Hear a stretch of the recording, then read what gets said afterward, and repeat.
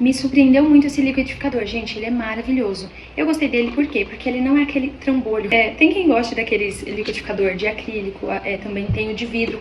Porém, pra mim, esse daqui é muito mais prático, porque ele é levinho. Então, tipo, eu uso e depois já coloco água nele e já lavo. Ele não é... Ó, tem uma trava aqui. Ó, é bem facinho, bem levinho. Se cair no chão, vai demorar pra quebrar. Porque ele é bem resistente. E aqui ele é bem pequenininho, ó. É super prático.